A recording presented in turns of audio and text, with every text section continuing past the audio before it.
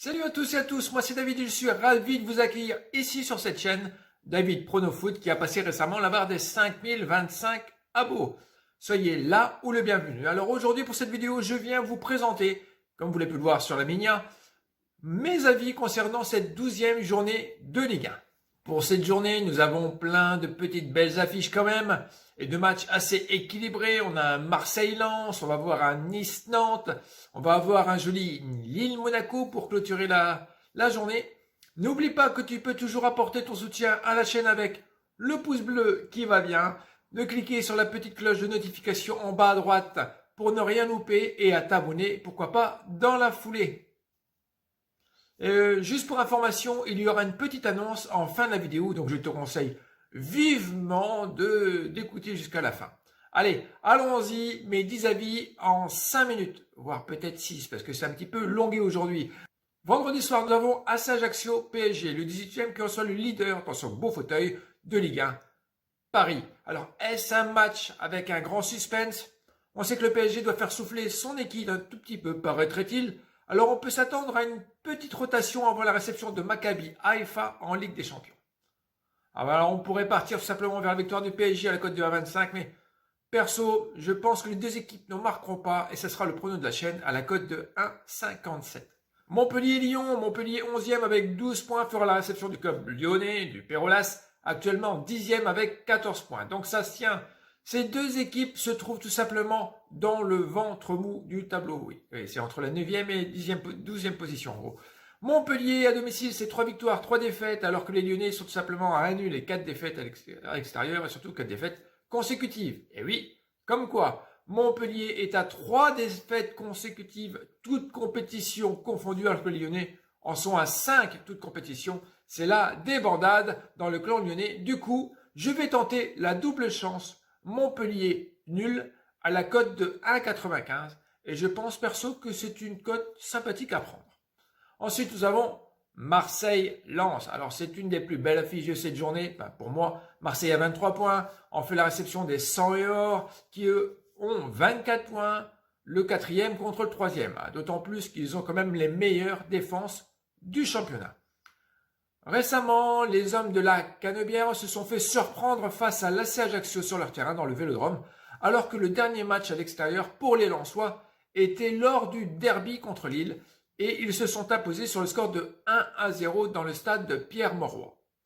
Ici, on va tenter la victoire marseillaise à la cote de 2, sachant que les gars du 6-2 vont la jouer à fond la caisse. Eh bien oui, pourquoi? Parce que car Marseille va prendre soin de son effectif, normalement, pour le déplacement en Allemagne contre Francfort.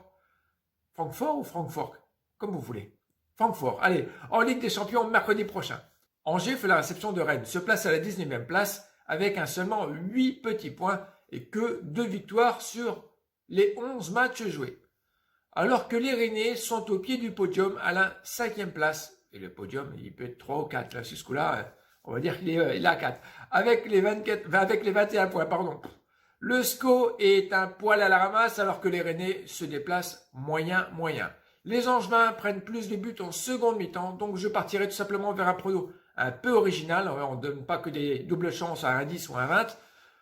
Double chance buteur, Terrier ou Guiri en seconde mi-temps à la cote de 2,40. Clermont-Brest, les locaux se placent à la 8e place avec leurs 17 points, tandis qu'ils rencontrent l'équipe brestoise.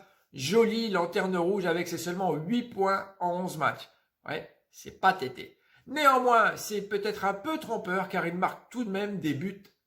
À l'extérieur, c'est brestois. Et je pense que sur ce coup-là, il faut peut-être s'en méfier. Mais oui, vous pouvez me prendre pour un fou. Certes, j'en ai strictement rien à foutre, mais si, il paraît que je sens que Brest pourrait avoir l'opportunité de l'emporter sur le score de 1-0. Alors écoutons ce petit doigt qui peut dire pas mal de choses intéressantes.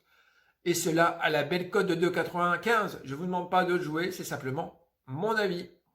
Oh, l'autre, il écoute son petit doigt pour donner un avis. N'importe quoi. Reims-Auxerre, le 15e fait la réception du 16e. Les deux équipes sont actuellement à 9 points. Ah oui, 9 points seulement. Les Rémois sont toujours à la recherche de leur première victoire à la maison avec la réception des Auxerrois qui sont déjà à 3 défaites consécutives. Pour faire court, je pense que les locaux auront la chance de pouvoir décrocher leur premier 3 points assez sereinement. victoire de Reims à la cote de 1,77. Allez, on embraye sur Toulouse-Strasbourg, mes chouchous de cette année. Et oui, le stade toulousain se place actuellement à la 9e place du tableau et fera la réception des premiers relégables, les Strasbourgeois. Quand tu regardes un petit peu leur dynamique, Toulouse a réussi à engranger 10 points lors de ses 5 dernières rencontres, alors que Strasbourg n'en a pris que 4 et dans tout ça, il y a 3 défaites dans leurs 5 dernières rencontres. La dynamique est clairement du côté de Toulouse. Donc du coup, je balance victoire des Toulousains à la cote de 2,15. 3 Lorient, les Troyens sont au milieu de tableau alors que les Lorientais réalisent un très bon début de saison car ils sont actuellement à la seconde place, les amis, de cette Ligue 1, devant Lens et Marseille. Néanmoins, pour ce déplacement, Mofi, Loïc, Aberguel et d'autres sont portés disparus, voire manquants pour cette rencontre. Alors d'ailleurs, lorsque on regarde un petit peu les cotes des books, 3 est donné vainqueur à la cote de 2,30, le nul à 3,40 et la victoire des Merlus à 2,90. Intéressant de voir tout de même que les visiteurs ne sont pas donnés favoris pour cette rencontre. Mais je vous le dis depuis un petit bout de temps, ça fait plus de 2 ans que la chaîne existe, ne regardez pas les cotes quand vous pariez, sinon vous serez déjà désabusé, vous allez perdre vos repères. Donc les Troyens sont à 3 nuls consécutifs à la maison alors que les Lorientais sont à 3 victoires consécutives à l'extérieur. Je vais partir pour une double chance, nul ou Lorient, pour cette rencontre à la cote de 1,57. Allez, nous arrivons à l'avant-dernière rencontre de cette journée avec Nice-Nantes. Alors le 13e qui reçoit le 14e de cette Ligue 1. Une rencontre qui me semble déjà un peu équilibrée lorsque l'on regarde les 5 dernières rencontres de part et d'autre. Les Aiglons semblent avoir un léger avantage de forme, les effectifs des deux côtés. On a pas mal d'absences du côté niçois. On a Attal, on a Boudaoui, on a le Polonais Bulka, oui les Polonais celui-là, et Diop.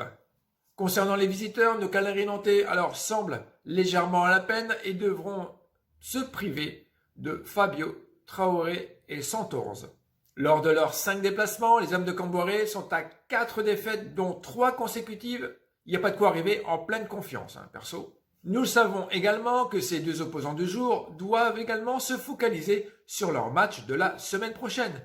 Ici, on va partir tout simplement vers la victoire à domicile à la cote de 1,62. Et voilà de quoi clôturer notre belle Ligue 1 avec une jolie rencontre en perspective avec le club lillois qui fera la réception des hommes du Rocher. Et oui, je parle bien de Monaco. C'est une rencontre qui sera assez intéressante pour les Lillois. 7e avec 19 points et Monaco 6e avec 21 points. C'est le moment de ne rien lâcher pour ces 2 équipes, sinon ça jettera quand même des doutes et ça va être compliqué pour arriver jusqu'à la fin de saison en haut de ce podium pour bouger Paris de son podium, de son fauteuil. D'autant plus que Monaco se déplacera, lui, pour une rencontre la semaine prochaine à Ferencváros, ce qui sera également être un match capital.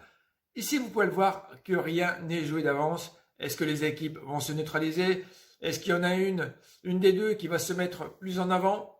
Il y aura certainement une grosse gestion de match en fonction du résultat à la mi-temps, bien que je pense que les Lillois devraient au moins marquer un but lors de cette première mi-temps.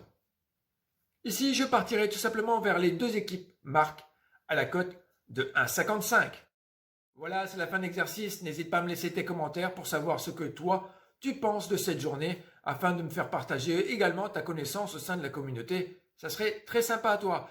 Pour cette 5e journée de Ligue des Champions, le maillot de Messi, qui n'est là, sera tout simplement mis en jeu. Et oui, ce qui veut dire la semaine prochaine. Merci d'avoir regardé cette vidéo jusqu'ici. Je vous souhaite de passer un excellent week-end, de bons matchs et à bientôt. Bye!